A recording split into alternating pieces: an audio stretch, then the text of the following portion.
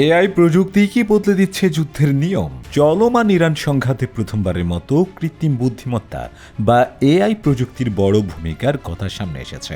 প্রতিরক্ষা প্রযুক্তি প্রতিষ্ঠান প্যালান্টির টেকনোলজিসের প্রধান প্রযুক্তি কর্মকর্তা শ্যাম শঙ্কর সম্প্রতি এক সাক্ষাৎকারে জানান, এই যুদ্ধ আধুনিক সামরিক কৌশলের ক্ষেত্রে একটি বড় মোড় ঘুরিয়ে দিতে পারে। বিভিন্ন দেশের সামরিক ও গোয়েন্দা সংস্থা ইতিমধ্যেই এআই নির্ভর প্রযুক্তি ব্যবহার করছে, যা যুদ্ধের ধরনকেই বদলে দিচ্ছে।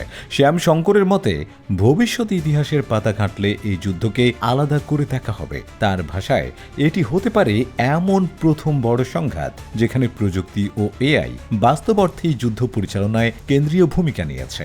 অর্থাৎ যুদ্ধের নিয়ন্ত্রণ ধীরে ধীরে মানুষের হাত থেকে সরে গিয়ে প্রযুক্তির উপর নির্ভরশীল হয়ে উঠছে।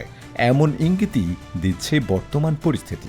বিশ্লেষকরা বলছেন, এআই এর ব্যবহার শুধু ড্রোন পরিচালনা বা টার্গেট নির্ধারণেই সীমাবদ্ধ নেই। গোয়েন্দা তথ্য বিশ্লেষণ, সরবরাহ ব্যবস্থাপনা এবং যুদ্ধক্ষেত্রে তাৎক্ষণিক সিদ্ধান্ত নেওয়ার ক্ষেত্রেও এআই গুরুত্বপূর্ণ ভূমিকা রাখছে। ফলে যুদ্ধ এখন আরও দ্রুত, নিখুঁত এবং ডেটা নির্ভর হয়ে উঠছে। তবে এই প্রযুক্তির বিস্তার নতুন উদ্বেগও তৈরি করেছে, বিশেষ করে স্বয়ংক্রিয় অস্ত্রের ব্যবহার এবং নৈতিকতার প্রশ্নে।